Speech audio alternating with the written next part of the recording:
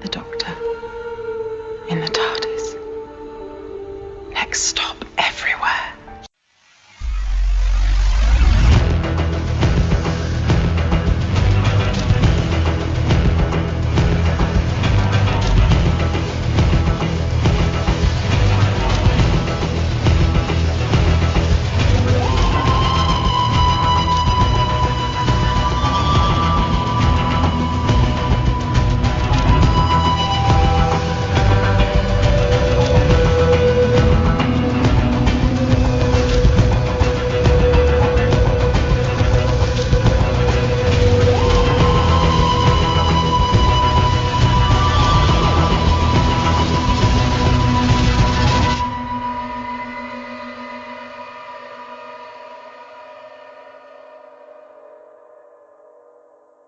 Hello, everyone. Welcome back to Next Stop Everywhere, the Doctor Who podcast.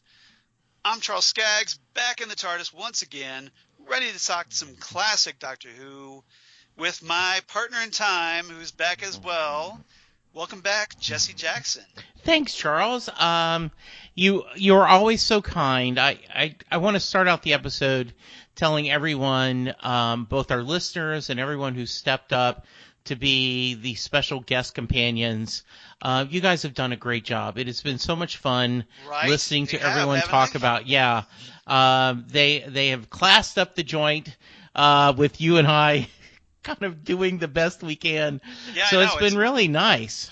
I think everybody's kind of making me look really bad by comparison, because we've got great, like Joe has done a great job, John Takis has done a great job.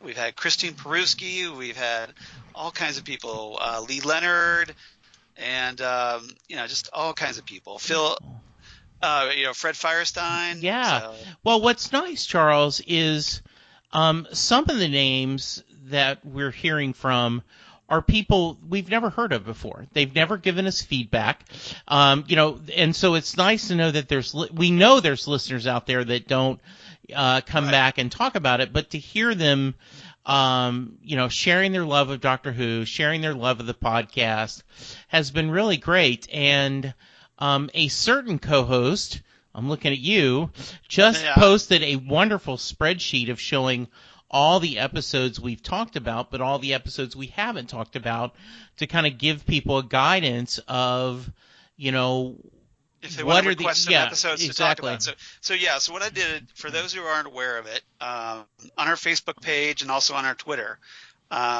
which we'll give out those here at the end of the show. But I went ahead and posted a kind of rundown of what stories are left, what episodes are left that we haven't discussed from both the classic and the new eras. After 4.5 years of Next Stop Everywhere, there's still obviously plenty of stories to talk about. So it's not like we're hurting, especially if we decide, hey, we want to do some more Big Finish, or we want to talk to Sarah Jane Adventures, which we haven't talked about yet, or just anything else that comes down the pike. Still plenty of stuff to talk about. And so if you're interested in being a guest host, we'll give you more information about how to do that later at the end of the episode. But be sure to check out our Facebook or our Twitter and check out that list that I posted so you can get an idea of what's left to talk about. Absolutely. And, we haven't even tried. Plenty of good stories. Yeah, and we haven't even talked about that we could probably do some themed episodes, just individual episodes to discuss. So, yeah, plenty to discuss. And I am enjoying my kind of part-time sabbatical. Yes. But we'll be. We always miss you here. I know, and I miss you guys too. So, that's why. Yeah, it's always great to have you back. So, Charles, what are we talking about today? Well, obviously, for those who've been keeping up, here at episode 137 of Next Stop Everywhere, as we inch ever closer to the big 150, we're going to talk the Talons of Weng-Chiang, the rather controversial story from 1977, written by Robert Holmes, one of the great writers of the classic era, who wrote great stories like Spearhead from Space, The Time Warrior, The Deadly Assassin, etc., etc. And this was directed by David Maloney, which was also the 6th serial of season 14, starring Tom Baker as the 4th Doctor and Louise Jameson as the ever great and awesome Leela. Yes. So as we get this story set in Victorian times, and as the Doctor kind of embraces his inner Sherlock Holmes, and I can't wait to talk about that with you. So Jesse, before we get into some trivia and our guest cast, what did you think about this story overall? You know, I had watched this story a few years ago before we started podcasting. I think this was an episode that friend of the podcast, Take a Drink, Ken Schaefer, had recommended. Right. And I remember watching it and enjoying it. And so when we were talking about what classic episodes we wanted to discuss, I'm like, oh, well, let's do this one. And I was aware of the controversy, and we're going to talk a little bit about that. Obviously, but yeah. you know, it's a very good episode, and I think it has the problem of many classic episodes. It could have used a good editing, you know, because you know they stretched it through a lot of episodes versus, right. you know, this is sick. This is a 6-parter for yeah, those wondering. and so it's like about 2 hours 15 minutes total to get through. And I think because, and I do think there might have been 2 hours worth of story, but because you have to break it up into segments, it doesn't flow as well. I did follow your advice. I watched watched 3 episodes. I took a break and then I watched the next 3. Did that help? It just on time wise, you know, just I weren't sitting there going, okay, wow, this is a long time. I think it worked better. I just really liked this episode. There's a lot to enjoy. There's a lot to love, and I'm looking forward to talking to you about it. Okay, great. So let's get some. There's a lot of trivia with this one, so I want to talk about. First and foremost, I want to mention is that the character of Weng-Chiang, who's ultimately revealed to be Magnus Greel in this story, was originally going to be the Master in this story. I read that. Yeah, so this story was after his appearance in The Deadly Assassin on Gallifrey.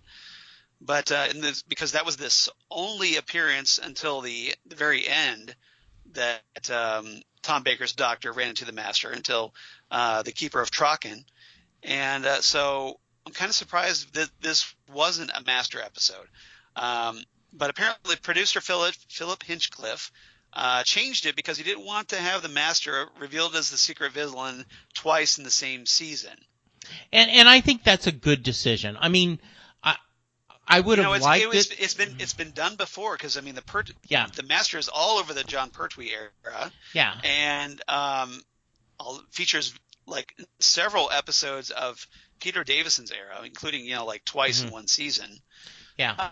So I don't know why they couldn't do that here, but I think that maybe the producer Philip Hinchcliffe decided, well, hey, let's try to not have it so soon. Yeah, and I saw that, and I think that is, I think it was a good decision. I understand why, though. Right. I would have liked. I think you could have had a better reveal. Right. Yeah.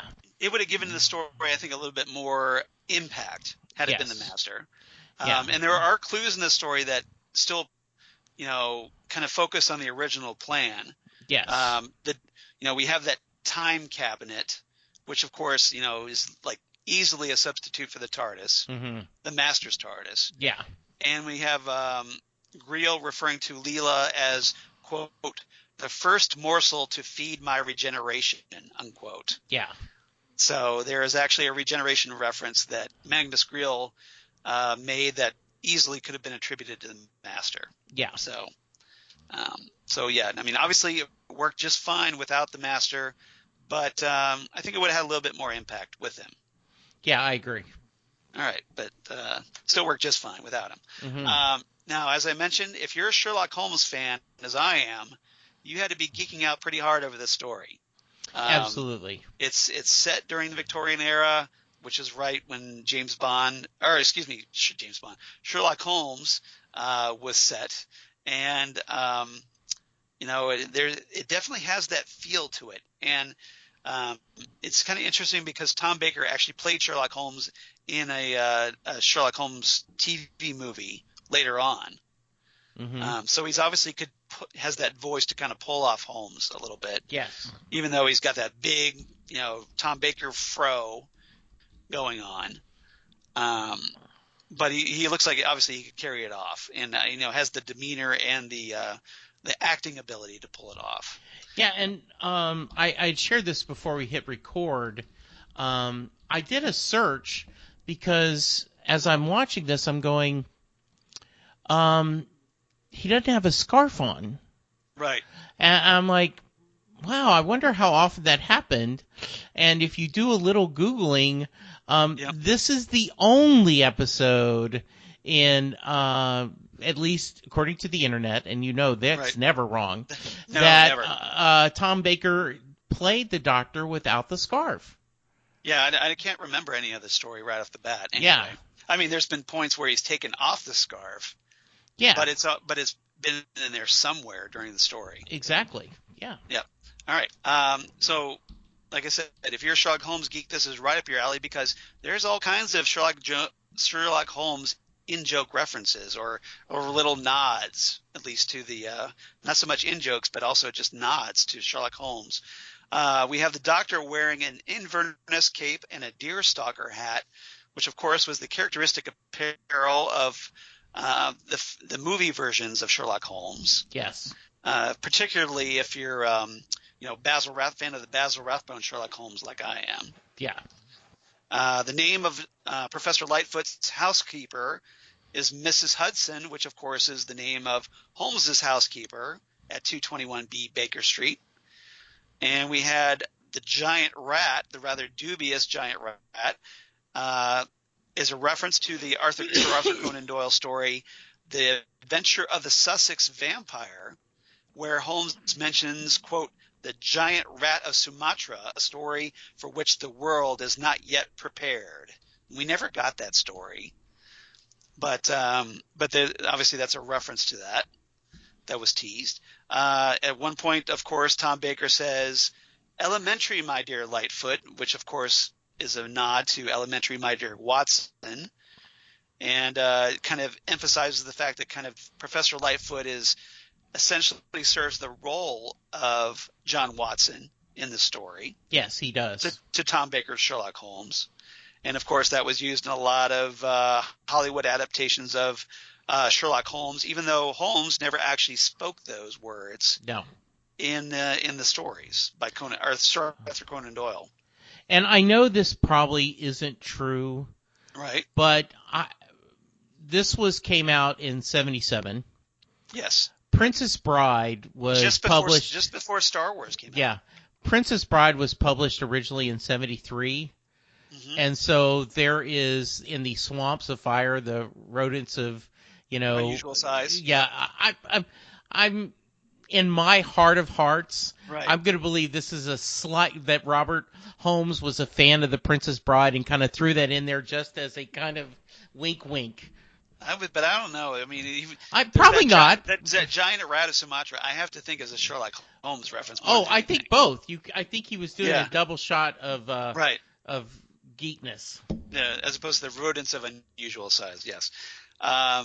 From The Princess Bride. Also, George Litefoot's role as a police surgeon is also almost exactly parallel of Dr. Watson in the Conan Doyle stories, who was an army surgeon but retired to civilian medical practice. Mm-hmm. And then we had Victorian London generally depicted as being shrouded in fog, mm-hmm. which is another characteristic element of the Hollywood versions of Sherlock Holmes. Yes. So a number of references, and Then, of course, just primarily, of course, because Tom Baker's wearing that famous Sherlock Holmes deerstalker cap. Yeah, I mean, just it just screams Sherlock Holmes, Right. and in a good way. So yeah, Yeah. I loved it. Yeah. So our guest cast for this story, Christopher Benjamin primarily as Henry Gordon Jago, the rather verbose Henry Gordon Jago. He's been in several previous stories of Doctor Who and future. He was recently, and we talked about this, as Sir Keith Gold in the story Inferno, which was a John Pertwee story that we just covered recently. And he also played Colonel Hugh in another story we've talked about here, The Unicorn and the Wasp, which was, of course, a David Tennant story. Wow, so modern and classic era. Modern and classic. He's one of those few actors that has appeared in both eras. And he's done a lot of Big Finish audios, reprising the role of Henry Gordon Jago in the Jago and Litefoot audio adventure series, at least until the death of Trevor Baxter, who we'll talk about here in a minute. So Trevor Baxter as Professor George Litefoot. In addition to those Jago and Litefoot stories for Big Finish, he was notable because he recently, early before his death, appeared in the movie Sky Captain and the World of Tomorrow, which is one of my favorite movies from the recent years. He's if you look really closely, I think he plays a professor in that one as well. But he's in that one, so I thought that was kind of cool. John Bennett, who is an English actor made up in the rather unsettling yellow face makeup of Lee Hsien Chang, was previously in the John Pertwee era story Invasion of the Dinosaurs as General Finch. And then we had Deep Roy, who plays Mr. Sin in the story. Now, if you're a kind of a sci-fi geek in that regard, you probably have seen him before, obviously. He, in addition to playing a what's called a Posicarian delegate in the Colin Baker story Mind Warp later on, he's probably most notably known as Keenser in the Star Trek reboot, the Kelvin timeline films that J.J. Abrams starred. Okay. Who's Scotty's assistant in those movies. Oh, okay. I did not know that. Yeah. So cool. Keenser in those. That's Mr. Sin from this very story. So very cool. And of course, he also played the Oompa Loompas in Tim Burton's version of Charlie and the Chocolate Factory. And he was also in the X-Files episode Badla, which was in the show's 8th season, among a host of other things. So go on IMDb. Deep Roy has appeared in a lot of things. Good. So check him out on IMDb. Michael Spice played Magnus Greel. So back to where we were talking. So 3, 2, 1. Michael Spice had played Magnus Greel in the story. He was the voice of Morbius in The Brain of Morbius, which was another Tom Baker classic. Vincent Wong, who played Ho, one of the Chinese assistants, the henchman to Lee Hsien Chang. He was a Chinese delegate in Day of the Daleks, another John Pertwee story, and he was also a Chinese captain in Enlightenment. But most notably, he played the character General Lee, one of the North Korean generals in the James Bond movie Die Another Day. And he was also in other Bond movies, including The Spy Who Loved Me. He was in Diamonds Are Forever and Goldfinger. Oh. And he was also in 2 Batman movies, the 1989 Batman, also directed by Tim Burton, and Batman Begins. Okay, good. So I thought that was kind of cool that just one of the henchmen just is in all these movies recent years. Very cool. So I thought that was kind of cool. So a lot of cool guest cast in this story. Yeah, it's a big cast. Yeah, it is. It is a big cast. But, 6 episodes, you got to fill it up with quite a number of actors. All right. Yeah. And all right, so I guess the first thing we should talk about as I take away your agenda is we absolutely understand that having a English actor dress up as a someone who is of Chinese descent is politically incorrect in so many ways. And in 77, you would think they would know better, that they didn't. And so this was just common practice at the time. Same way that they would,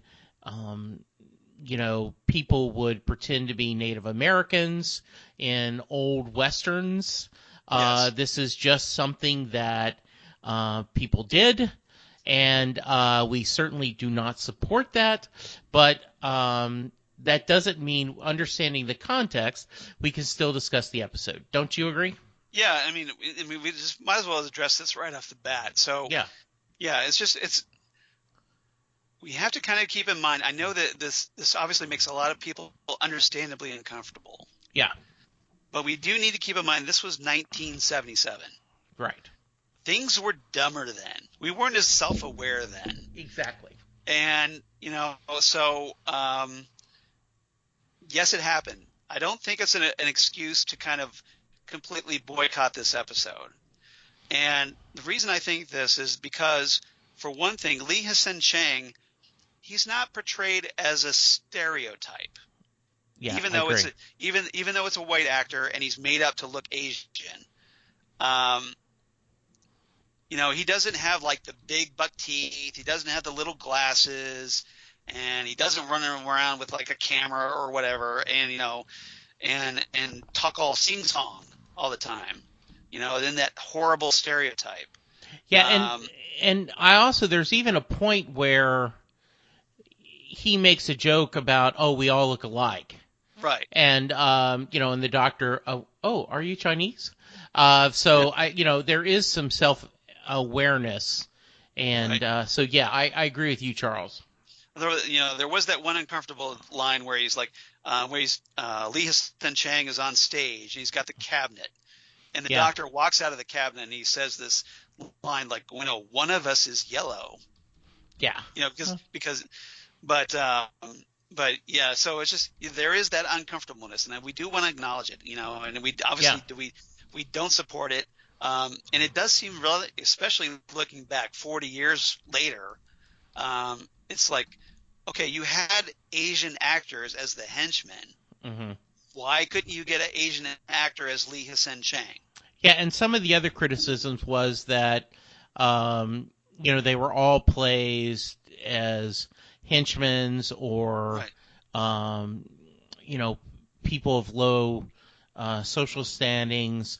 So, so I think, we acknowledge that and we move on. Where if you've got a problem with it, we totally get that. It's the same thing. But personally, I don't think it's an excuse to just completely abandon this great story. Yeah, and otherwise great story. And similar to how during the 60s and 70s, and even some point to the 80s, of how the female companions were written. Right. We wouldn't do that now, or we try not to do that. So, right. It is, you have to take it in the context. You have to take it in the context of the time period. You try to overlook the sexism, that for a lot of the female companions were treated to, and you try to, in this case, overlook a little bit of the racism. Yeah. In this kind of, yellow face casting. Yes. Here with John Bennett, a white guy, as a Asian, major Asian character here. Yes. All right. So with that out of the way, very nice. Let's talk about the story. Okay. Very good. So topic number one, and yes, there is a theme. Oh, there topic always number is. There is. Well, they're not always, but I try. And I scrambled at this one at the last minute, so hopefully you like it. Topic number one: a case of identity. And I'm going to leave that here. Okay. I want to talk about the Doctor and Leela, of course, right off the bat. The fourth Doctor we talked about is essentially serving as Sherlock Holmes in this story. He's an investigator in this one. He knows there's something not quite right, and he's trying to get to the bottom of it. And Leela is helping him. but Leela isn't really serving the Dr. Watson role because she's what he calls a savage who isn't as versed in such matters like Dr. Watson. So that kind of falls to Professor Litefoot. So Leela here is more like his bodyguard. Yeah. And, obviously his, what they called the assistant back then. Mm-hmm. That the one who kind of watches over him and tries to fend off all these attackers that keep coming after the doctor and her and Professor Litefoot and others. So I want to get your thoughts on the Fourth Doctor and Leela here. So I know you're a big fan of Leela. Yes. Can take her, leave her. Though I thought she was really good in this episode. I loved her kind of why am I in these kind of clothes. Right. But she has that kind. They have that kind of comic relief there. Yeah. With this kind of savage warrior, all in English refinery. Yes. I loved watching her eat when she was hungry. Right. And how the professor correctly doesn't call her out because that would be rude. Right. He's a gentleman. He's a gentleman. Englishman. So he's not going to bring out that. Hey, no, don't. Yeah, he goes along with it. Like she's chomping on this big, like mutton type, leg, and he starts to get a plate. Yeah. And then he doesn't want to insult her. So he just kind of grabs his own leg and like, yummy, let's just eat it like this. Yeah, as opposed to a fork and knife. And when he gives her a knife, she looks at it as a weapon, not something to eat with. Like a utensil. Yeah, so I loved her. She's like, this is a good knife. Yeah. I'm going to keep this. Her and the doctor had a good chemistry back and forth. There is a episode, and I don't know if either one of us has the time, but there is a discussion to be made of when we're traveling, what is the time period that the doctor works best in? And there is a case for Victorian England. Right. Seems to be, they go to it a lot. It works. You have all these great costumes and settings, and it seems to work really well with Doctor Who. Yeah, it does. I mean, you have the the gang from Matt Smith's era. Oh, the Paternoster. Yeah. Yeah. That, and they kind of talking about her being Sherlock Holmes and solving the Jack the Ripper. So anyway, it's in a great era. And I love him. Before we had psychic papers, yes, you had just the doctor acting like he belongs, acting like he's in charge, and everyone just through his force of will kind of accepts that and moves on. I don't even see the sonic screwdriver in this story. No, even though he still has it. Yeah, but it's not used.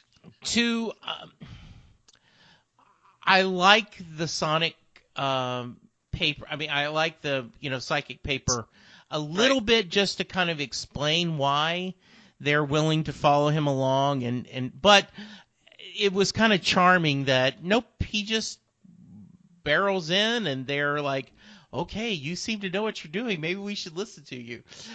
So I think that was great. He's very smart.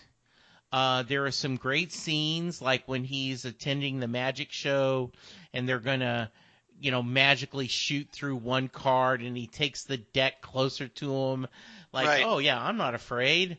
He's just he knows it's like he's not really shooting a bullet here. And so he's just kind of playing and the crowd gasps. I love that. Love that moment because they're just like, oh, he's going to, like he could get killed. Yeah. And then the great scene where, he's in the cabinet and he just slips out the back and gets some laughs from the audience. Yeah, everyone's laughing and the guy's like, what are they laughing about? So that was wonderful. We get a classic doctor of following the clues, being very active, interacting with a lot of people. This is just a good story. And I do agree with your point that Leela does seem to be more of a bodyguard versus a companion, and that was a good role for her. That's a very strong role. Well, you don't. I mean, especially in the 70s and the 60s, you know, the classic era, you didn't have many female companions that could actually protect the Doctor. Yeah, and you know, we don't get him rescuing her. They kind of work together, and so yeah, it's because you know they're in the sewers, they're facing the giant rats together, and you know, like Leela's not shying away from that. She's not intimidated by that. No, not at all. So yeah, and that's a credit to one of the reasons I love the character is that she's not a girly girl. She gets right in there. She's not afraid. Yeah, absolutely. You know, the only time the only time she actually screams is when the giant rat starts like clawing at her leg in the sewer. But one of the interesting things I thought was the Fourth Doctor actually uses this kind of blunderbuss rifle and shoots the giant rat with it. I don't think he kills it. Or do you think he killed it? I think he killed it, but I do like... Because that seems really uncharacteristic for the Doctor that he would kill it. Yeah, but it was kind of nice that... different that he... I mean, go find a gun. He did it to protect Leela, but... Yeah. You know, and I remember... But it is the Doctor using a gun. I remember years ago when they talked about, and as usual, everything goes back to comics with you and I. Someone was talking about how, it should be. As you know, Batman doesn't use a gun, and they mentioned like Scotland Yard doesn't carry guns, and Sherlock Holmes didn't. But and then someone wrote in a letter saying, no. He often in the stories tells Dr. Watson to arm himself. He talks about being armed.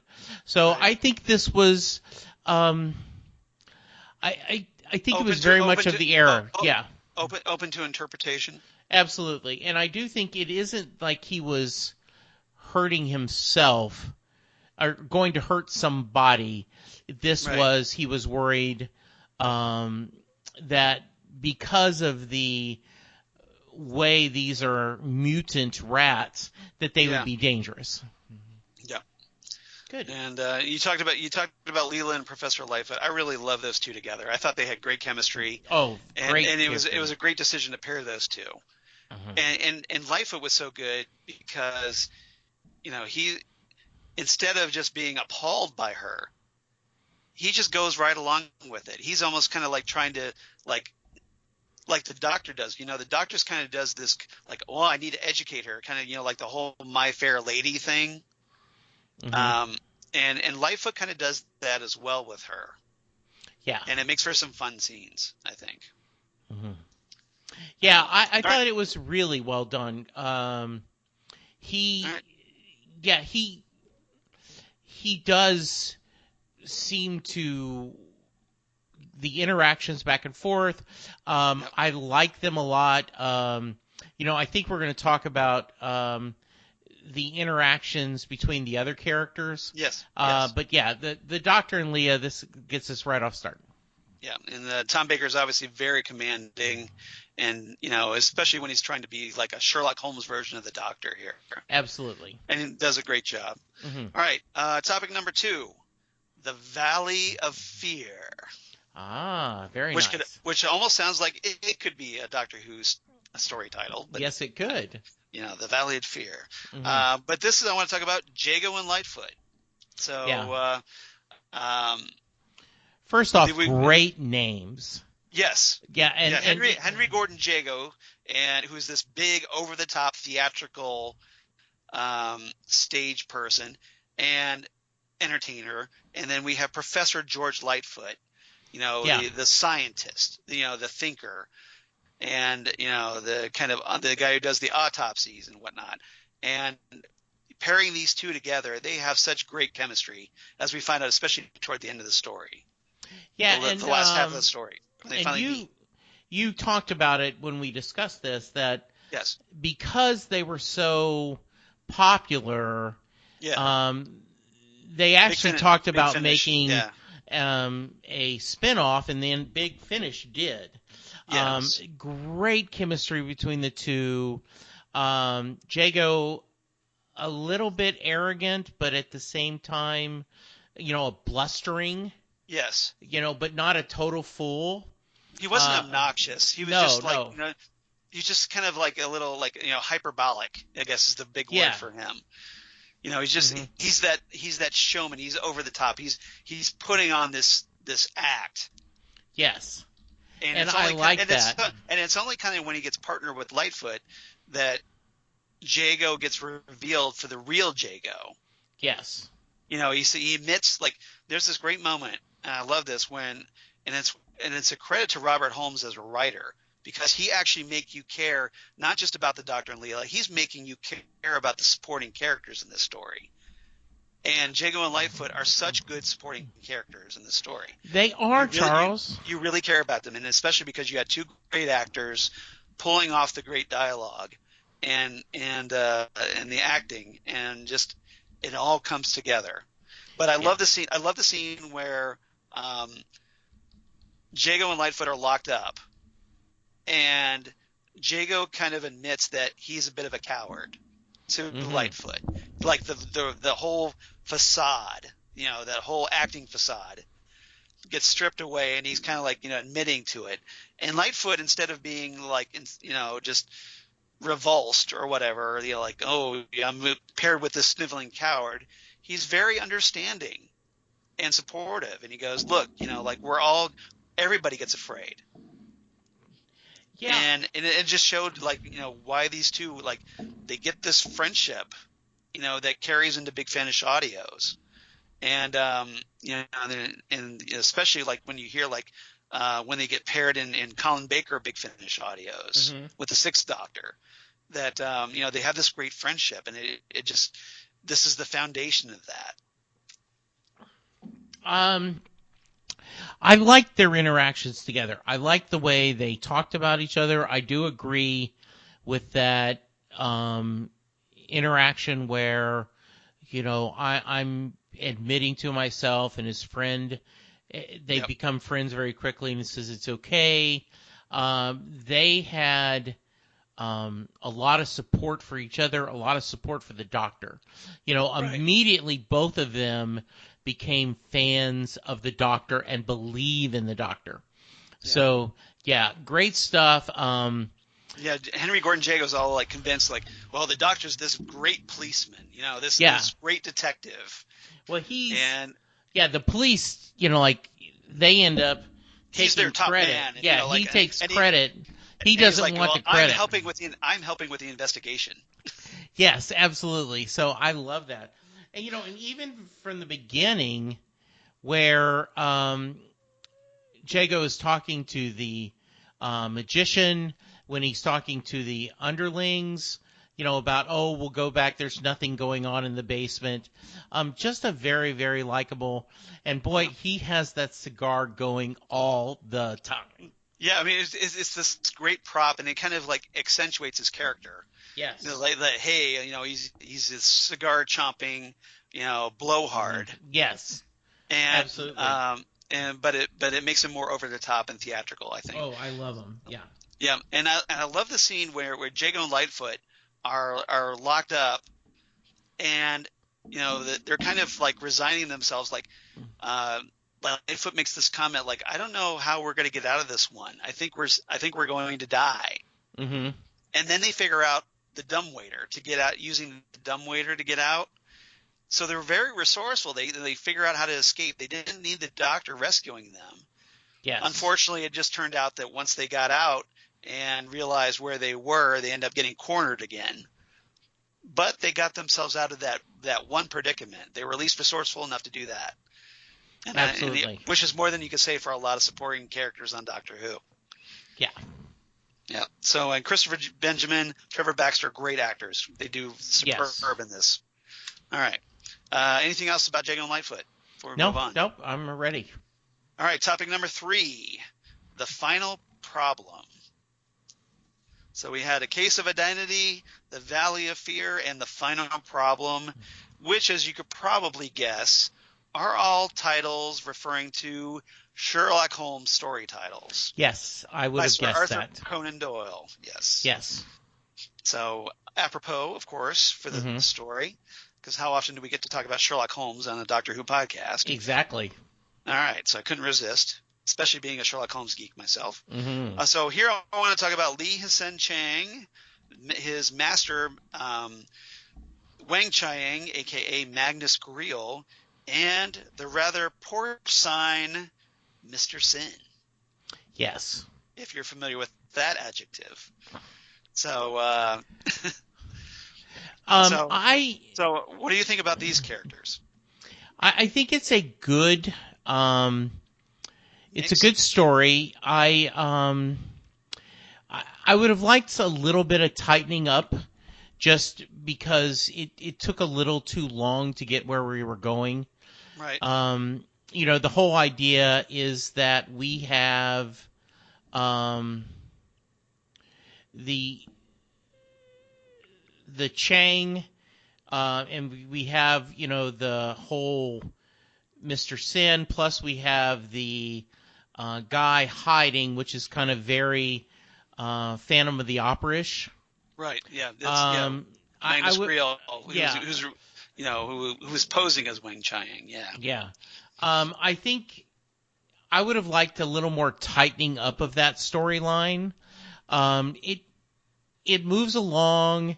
It's good. I think it takes too long to reveal who he is, and the reveal is kind of weak. Now, I understand why they did. It would have, if you were going to have the master. Yeah, I think the master would have definitely made that more important. Yeah. And I think it would have been more of a like, oh my God, it's the master behind all this. Yeah. But overall, it's pretty good. And also, I think you get the feeling, right, that they were looking for the master's TARDIS, right? But they called this something else. The time cabinet. Yeah. And so I would have, like Magnus Greel is not something that's a reveal for us. Right. And so I think if we could have had this a different time, it would have been good. We also didn't get enough payoff on the whole hypnotism that happens sometimes and everything. But overall, I mean,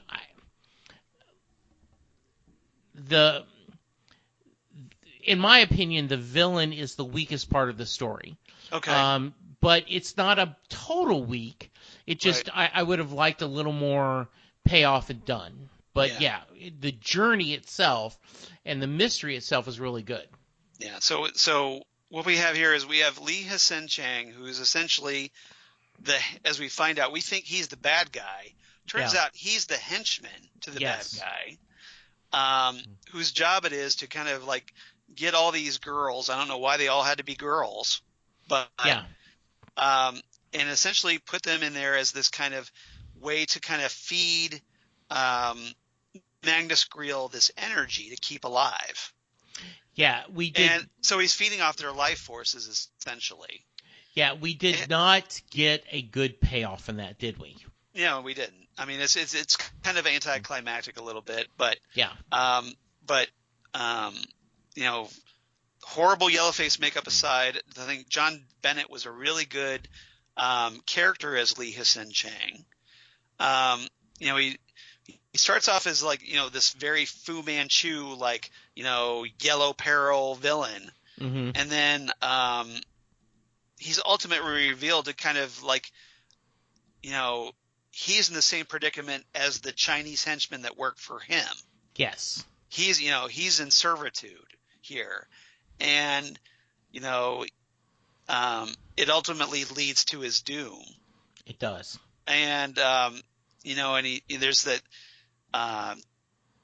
at one point, he faces like, okay, I need to take myself off the board. And he goes to try to kill himself with the giant rat, like going into the sewers with the giant rats. He gets wounded, but which ultimately leads to his doom, but not for a while. So he ends up in an opium den to kill the pain Right.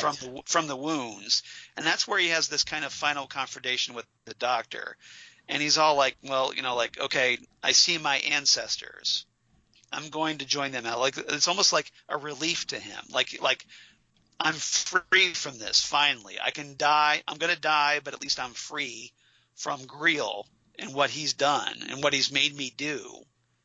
Yeah. So he kind of like has a little bit of remorse, a little bit to him. Yeah, I think that's exactly right, Charles. And it made for a nice ending. Um, so, because it was kind of, like I said, I think if there'd been stronger storyline or a little more tight, it would have been more emotional. But it Right. was still a really good kind of turn with the Doctor and being very Doctor Who-ish, that Yes. the villain is not necessarily the villain; he's a victim itself. Right. Yeah. Now, as for Greel, who's posing as this Chinese god Weng-Chiang, Yeah. he's ultimately revealed in the story, late in the story, where the Doctor confronts him, and the Doctor seems to realize who he is. He says, "Oh, well, my name is Magnus Greel." Mm-hmm. And the Doctor knows of him. He knows that he's from the 51st century, which you notice is kind of like Captain Jack's time period. Oh, very nice. Right.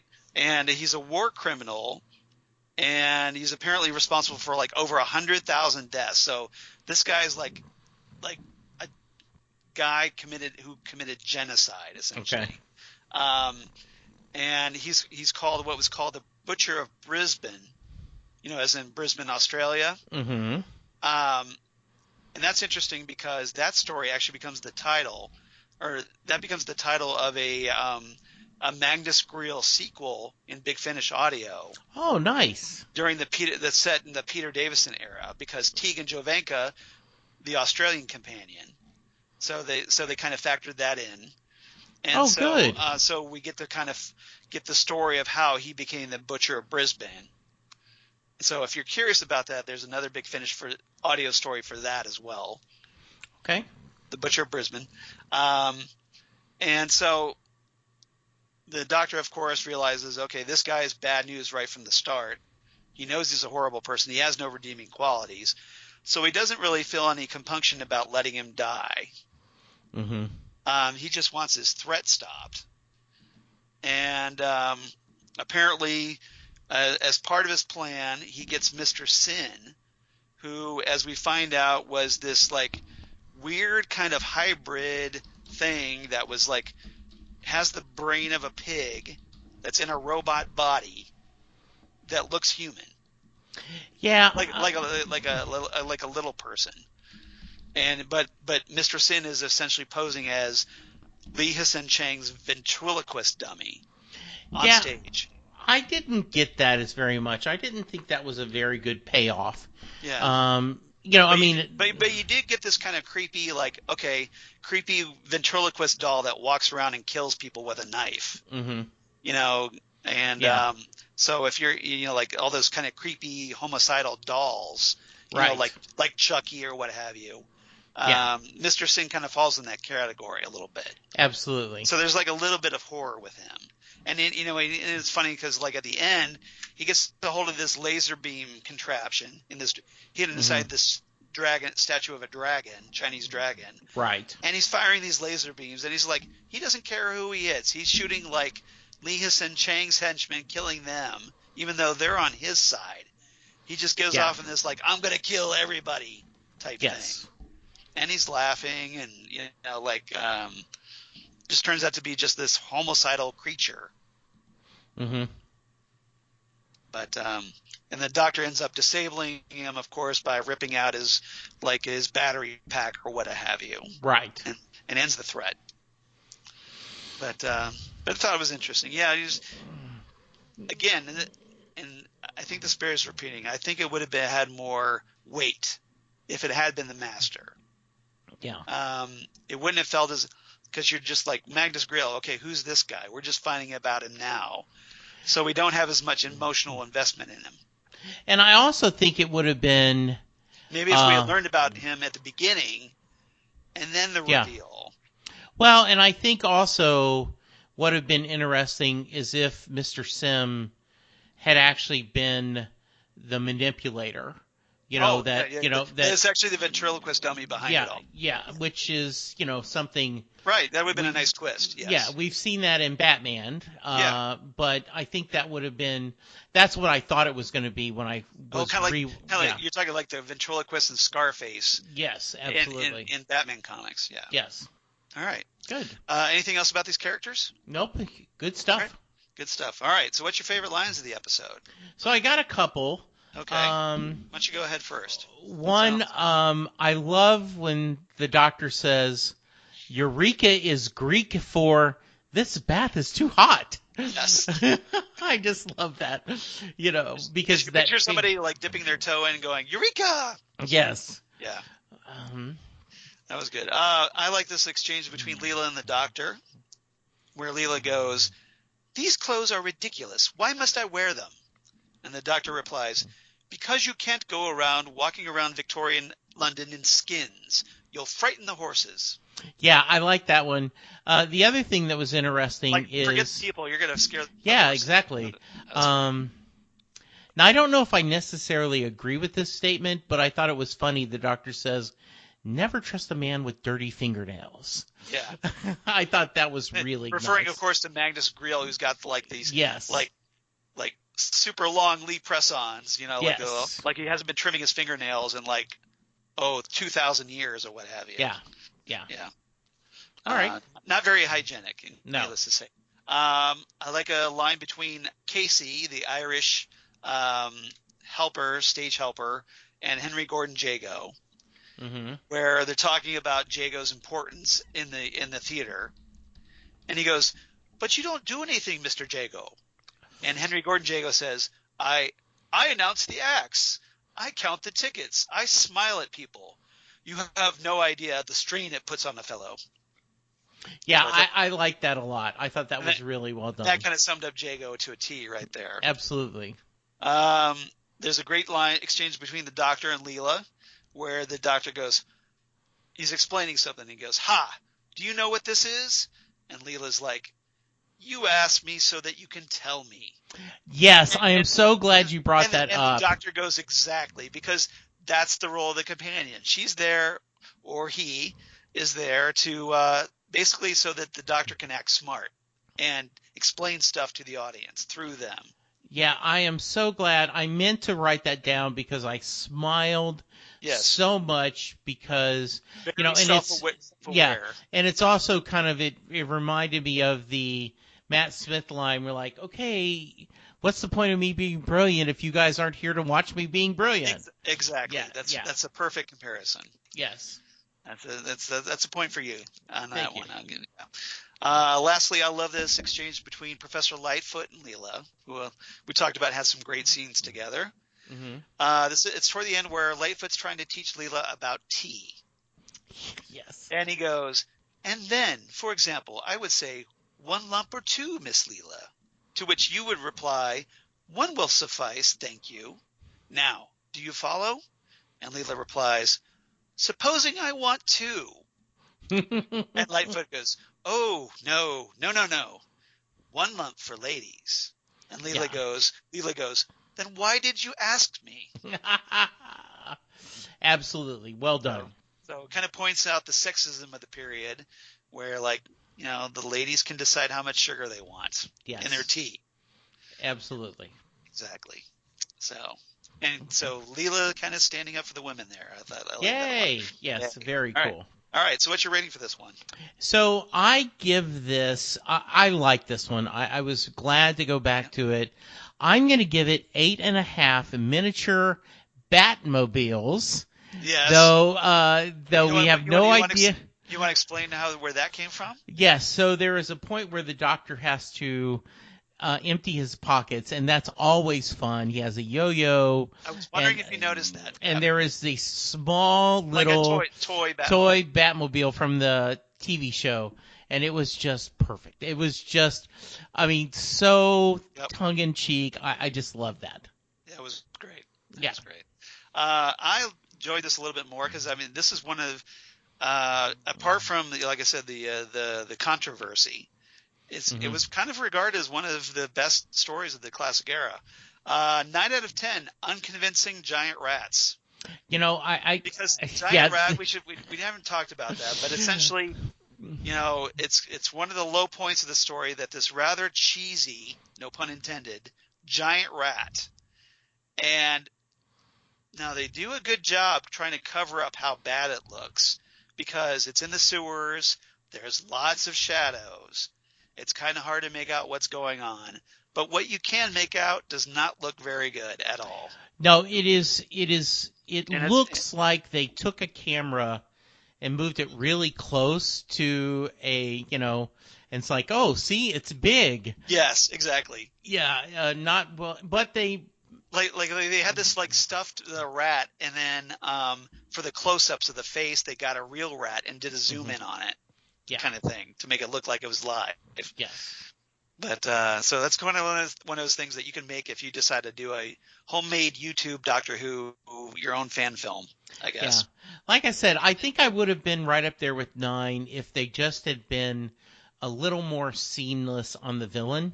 Right. But overall, a really, really and I love the good episode. I love the supporting characters in this. Yes, it is really well done. It's always great when the true Doctor Who classics seem to have, they flesh out not just the Doctor and the companion, they flesh out the supporting characters and the villains, and and this story is one of those examples, at least for the supporting characters, I think. I agree. All right. So, time to reverse the polarity. Yes. What you got for us, Charles? Well, do you have any suggestions by any chance? Thinking about the story before I reveal. If I spend a little bit of time, I would think you'd pick something set in Victorian, but that's so much. So, the Matt Smith area, maybe with the gang that we just talked about? Possibly. All right, let's go for it. So here, the reverse the polarity, we're going to reverse it back to reverse ahead to 2012 with the 2012 Christmas special, The Snowmen. Nice. Yes, very well done. Written, of course, by Stephen Moffat, and set in 1892 London, which is, as of this story, so essentially, what is it here? 3 years after the setting of the Talons of Weng-Chiang.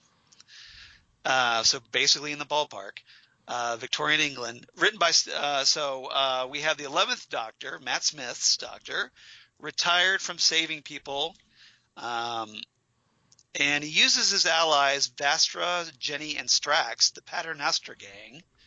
So they're involved, of course, to keep people away from him while he lives in the clouds above Earth. One night, barmaid Clara Oswald follows the Doctor, and the two of them are surrounded by snowmen created from snow with psychic properties. Yes. The Doctor realizes that Clara's thoughts are creating the snowmen and ends the thought by instructing her to think of them melting. That same night, Dr. Walton Simeon is walking through town and is confronted by Jenny and a veiled Madame Vastra. Simeon doesn't take their presence as a threat and tells them that Sir Arthur Conan Doyle based his Sherlock Holmes stories on the great detective and her assistant with some alterations. Yes. So right there we have the direct, Sherlock Holmes reference of Madame Vastra being Sherlock Holmes, the true inspiration for Sherlock Holmes, which of course factors into this story. So that's the major connection there. Clara returns to her other job as a governess for Francesca Latimer, who has been having some horrible dreams about their previous governess returning from the dead. Clara realizes that the pond that contains the old governess's body is the only thing still frozen around them. She attempts to track down the Doctor and is taken to see Madame Vastra. Vastra tells Clara that she only gets one word to impress the Doctor with if she wants his help. Mm-hmm. Clara chooses the word pond, which of course arouses the Doctor's interest. Nice. Dressing in an outfit he previously wore in his fourth incarnation, the Doctor goes to Dr. Simeon's institute pretending to be Sherlock Holmes. So that right there is your major connection that, hey, the 11th Doctor is wearing the exact same outfit that the 4th Doctor wore in the Talons of Weng-Chiang. Yeah. And he smacks the large glass sphere with his walking stick, the one that the Doctor was using, prompting what was inside to speak to him. And the snow inside calls itself the Intelligence. The Doctor visits the Latimer's family pond and realizes that the Great Intelligence, an entity controlling Dr. Simeon since he was a boy, and the snowman, is using the old governess's body as a DNA blueprint to form an ice creature that will retain its form and not melt. While Clara puts Francesca to bed, the frozen body of the governess breaks into the house. The Doctor tries fleeing with Clara, but Clara is mortally wounded by the ice governess, which is also shattered.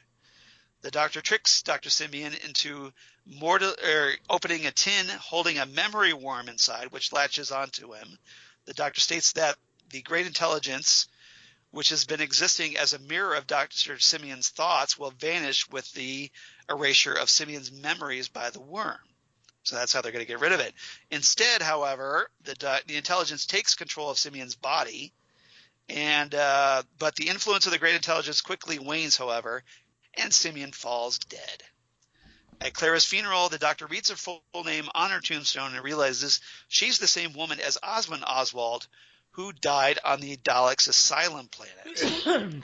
The Doctor announces that a person dying twice is an impossibility and departs in the TARDIS to investigate and find the true Clara. Yes. Good episode. Good reminder. So, yeah, if you like the Talons of Weng-Chiang, check out The Snowman. Absolutely. Mandatory viewing, as far as I'm concerned. I totally agree. One of my favorite Christmas specials. Yes. Do we have any feedback? We do. So really quickly, I'll try and run that down. We have Holly. Do you have Holly's? I do not. All right. So Holly writes in about the Talons of Weng-Chiang. She goes, "Hey all, I really enjoyed rewatching this story. Love Leela in this. She's getting to learn more about the human culture and time periods. Jago and Litefoot are such a treat to watch." Right? The 4th Doctor can pull off Sherlock Holmes very well and hasn't lost any of his Venusian Aikido moves, because he does use that a little bit here. The Peking homunculus was interesting. Makes me wonder if the Celestial Toymaker didn't have a hand in its creation. Ooh, nice Celestial Toymaker reference. Nice, yes. Going back to the 1st Doctor era. Mm-hmm. Leela experimenting with some of the sporting equipment was cool, like the cricket bat. I thought that was nice. Mm-hmm. Trying to use it, or as the golf club too. She uses that. Mm-hmm. Leela needs one brief lesson on which end of a golf club is deadly, however. Yes. Then again, either end would be deadly with her wielding it. Yeah, exactly. Greel/Chiang was an interesting villain, and how quickly the tables turn at the end with Mr. Sin disobeying Greel's orders. Going to have a look into the Big Finish audio range of Jago and Litefoot stories. I'll wrap it up here. Holly from Wisconsin. Good, So very nice. Thank you, Holly. We always love hearing from you. Mm-hmm. Paul from Australia writes in as well. "Hi, Charles and Jesse. This is one of my favorite episodes of Doctor Who," referring to the Talons of Weng-Chiang. This era had a really gothic flair to its storytelling, and who doesn't love Jago and Litefoot? Exactly. The villains are great, with the evil servant Lee Hsien Chang and Mr. Sin serving the despot from the future Magnus Greel. The story gives Leela's character plenty to do as she tries to help the Doctor solve the mystery surrounding the Palace Theater. I think I mentioned before that Dudley Simpson, who's one of the composers on Doctor Who, has a cameo as the orchestra conductor in the episode, which is fun as I know he enjoyed doing it. So we had the guy who did the music for Doctor Who actually serving as one of the orchestra conductor in the story. Nice. Yep, forgot to mention that. Good. So kudos to Paul for mentioning it.